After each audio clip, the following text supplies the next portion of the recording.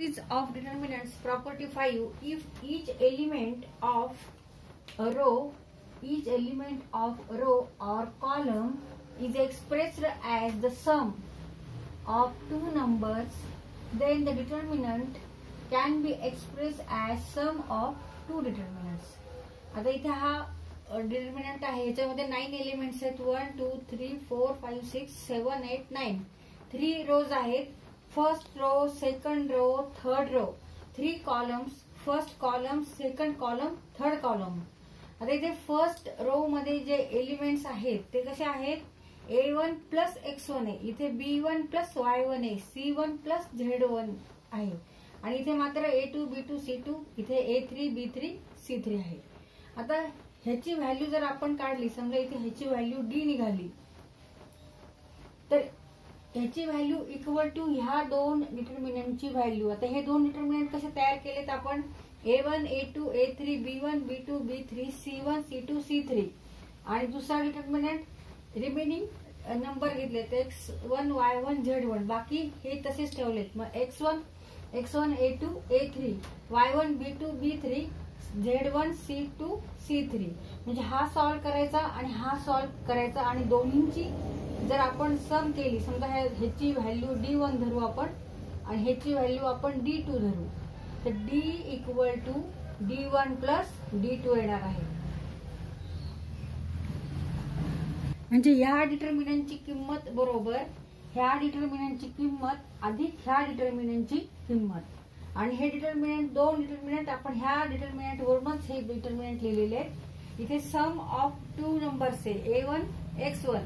तर आधी आपण A1 घेतला, A1 A2 A3 घेतला, आणि नंतरच्या डिटर्मिनंट मध्ये हा रिमेनिंग नंबर घेतला X1 A2 A3 X1 A2 A3, नंतर B1 B2 B3 B1 B2 B3, आणि Y1 B2 B3 Y1 B2 B3 C1 C2 C3 C1 C2 C3, आणि इथे Z1 C2 C3.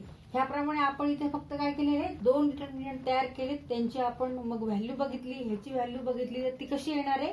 ह्या दोन्हींची सम म्हणजे ह्या मोठ्या डिटर्मिनंटची व्हॅल्यू.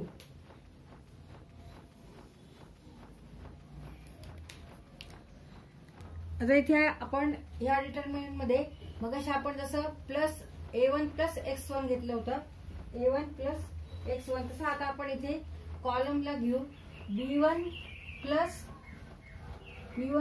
PQR असं घेऊ शकतो, किंवा K1 K2 K3 कोणताही नंबर घेऊ शकतो. समजा K1 B1 plus K1 B2 plus K2 and B3 plus K3, असा हा ओरिजिनल डिटर्मिनंट आहे. ह्याची व्हॅल्यू समजा D आहे, इज इक्वल टू, आता ह्याच्यापासून दोन डिटर्मिनंट तयार केलेत A1 A2 A3 B1 B2 B3, आणि C1 C2 C3 B1 B2 B3 B1 B2 B3. आता K1 K2 K3 हा नेक्स्ट डिटर्मिनंट मध्ये घेऊ आपण. हे तसेच एलिमेंट्स ठेवायचे A1 A2 A3 K1 K2 K3, आणि C1 C2 C3 C1 C2 C3.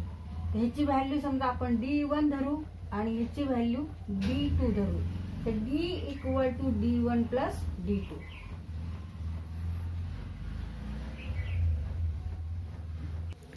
समजा इथे K1 K2 K3 च्या ऐवजी आपण PQR असे नंबर समजा लिहिले लेटर मध्ये, PQ प्लस R. मग इथे आपल्याला काय चेंज करावं लागेल? हा रो, हा कॉलम चेंज करावा लागेल, PQR. मग ह्याची व्हॅल्यू इक्वल टू D2, ह्याची व्हॅल्यू D1, आणि ह्या मोठ्या डिटर्मिनंटची value D.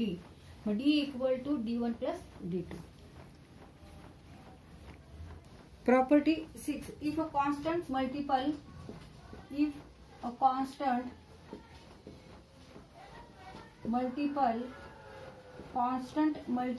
of all elements of any row or column is added to the corresponding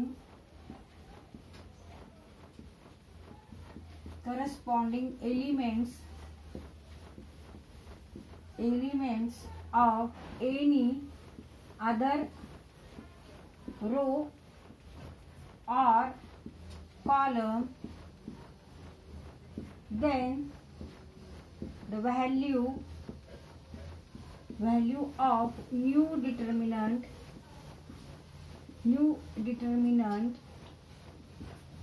so obtained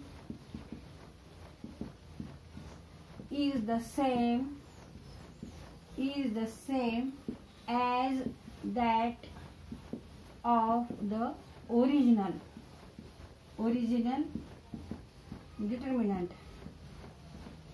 determinant.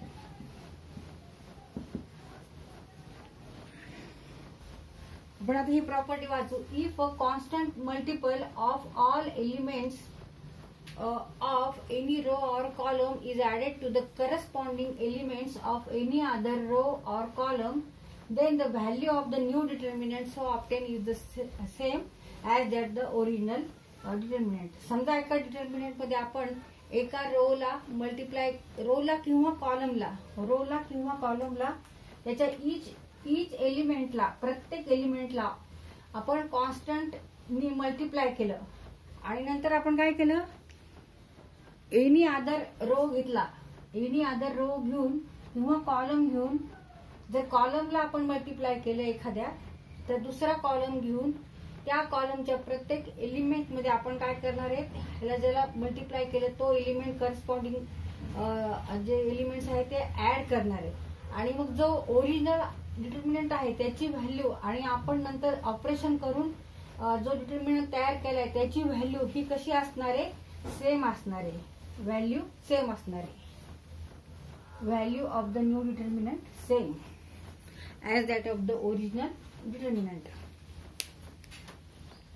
आता इथे बघा आपण ऑपरेशन कसं करणार आहे. आता हे रोच्या बाबतीत केले, R for row, I for row number, I for row number and J for another row number. तर इथे आपण ऑपरेशन कसं केलंय, पहिल्यांदा आपण एका रोला म्हणजे आर जे रोला आपण मल्टिप्लाय केले कॉन्स्टंटनी, constant multiple. Here K is constant आणि ह्यानी मल्टिप्लाय केले each element of row R J. आणि नंतर तो ऍड कशात केला आहे, आर आय मध्ये केलेला. आर आय हा अनदर रो आहे त्याच्यामध्ये आपण तो ऍड केला, म्हणजे जो आर आय रो आहे तो इंटरचेंज केला आपण R I plus K R J. आता ह्या डिटर्मिनंटची व्हॅल्यू ह्या ओरिजिनल डिटर्मिनंटची व्हॅल्यू ही कशी असणार आहे, सेम असणार आहे.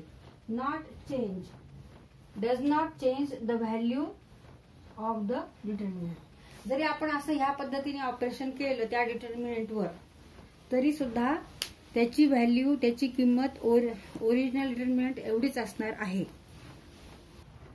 आता आपल्याला इथे हे ऑपरेशन करायचं R1 change to R1 plus KR3. म्हणजे KR3 म्हणजे काय, R3 मीन्स व्हॉट, नंबर आहे, रो नंबर थर्ड रो आणि R1 म्हणजे फर्स्ट रो आणि K means what, K means constant. इथे आपण कोणताही नंबर घेऊ शकतो, इथे आपण K घेतलेला आहे. K is here constant. R1 means first row मधले एलिमेंट्स. R1 represent first row, here R3 represent third row and K represent constant. आता आपल्याला हे ऑपरेशन करायचंय म्हणजे R1 change to R1 plus KR3 हे आपल्याला इथे ऑपरेशन करायचं. म्हणजे ह्यावेळेस आपल्याला काय करावं लागेल, आता आधी की थर्ड रो जो आहे त्याच्या प्रत्येक एलिमेंटला आपल्याला K नी काय करायचंय, मल्टिप्लाय करायचे. आता इथे थर्ड रो कोणता आहे, थर्ड रो हा आहे. थर्ड रो मधले एलिमेंट्स कोणते आहेत, तर A3 B3 C3. ह्याला K नी मल्टिप्लाय केल्यावर काय येणार आहे, KA3 KB3 आणि KC3 हे एलिमेंट्स येणार आहेत. आता त्याच्यानंतर आपल्याला R1 चेंज करायचा आहे. म्हणजे कोणता चेंज करायचा आहे, फर्स्ट रो हा चेंज करायचा आहे. त्याच्या जागी आपल्याला काय लिहायचंय, R1 प्लस KR3. मग R1 चे एलिमेंट्स कोणते आहेत, R1 चे एलिमेंट्स आहेत A1 B1 C1. मग R1 प्लस KR3 म्हणजे हे एलिमेंट्स, ह्याच्यामध्ये आपल्याला प्रत्येक करस्पॉन्डिंग एलिमेंट ऍड करायचा आहे. करस्पॉन्डिंग एलिमेंट ऍड करायचा आहे म्हणजे A1 plus KA3, A1 plus KA3, तसंच B1 plus KB3, C1 plus KC3 आणि बाकीचे सगळे एलिमेंट तसेच ठेवायचे. फक्त आपण फर्स्ट रो चेंज केलाय, त्याच्यावर ऑपरेशन केले. फर्स्ट रो वर कोणतं ऑपरेशन केले? फर्स्ट रो वर R1 प्लस KR3 असं ऑपरेशन केलंय, म्हणजे तो नंबर तसाच ठेवलाय, तो एलिमेंट तसाच ठेवलाय. आणि थर्ड रो मधले जे एलिमेंट्स आहेत त्याला मल्टिप्लाय केले K नी, कॉन्स्टंटनी, आणि ते ऍड केलेले, सम केली त्याची. आता ते ह्या डिटर्मिनंट वर आपण हे ऑपरेशन केलं आणि हा डिटर्मिनंट तयार झाला. ह्याला आपण A1 नाव दिलं. A1 आणि A1, आता A1 ची जर आपण एक्सपान्शन फॉर्म्युला वापरून व्हॅल्यू काढली आणि A ची व्हॅल्यू काढली आणि A1 ची पण आपण एक्सपान्शन फॉर्म्युला वापरून व्हॅल्यू काढली, तर या दोन्हींची व्हॅल्यू कशी येणार आहे? सेम येणार आहे. A equal to A1. Property 7. आता सातवी प्रॉपर्टी, सातवा गुणधर्म डिटर्मिनंटचा, triangle property. If each element of a determinant above or below the main diagonal is 0, then the value of the determinant is equal to product of its diagonal elements. आता इथे हा determinant आहे आणि इथे डायगोनलच्या below A1, B2, C3 हा diagonal आहे ह्या डिटर्मिनंटचा. तर ह्याच्या बिलो सगळे 0 0 आहेत, बाकीचे सगळे एलिमेंट्स आहेत. आता हा डिटर्मिनंट बघा, तोच डिटर्मिनंट इथं आहे, तर ह्याच्या डायगोनलच्या अभाव आहे 0 0. हा डायगोनल आहे, ह्याच्या अभाव 0 0 0 आहे. तर अशा डिटर्मिनंटची व्हॅल्यू काढत बसायचं नाही. असा जर डिटर्मिनंट असेल तर ह्याला इथे एक्सपान्शन फॉर्म्युला वापरून मग तो त्याच्यात वेळ जातो. त्याच्याऐवजी ही प्रॉपर्टी जर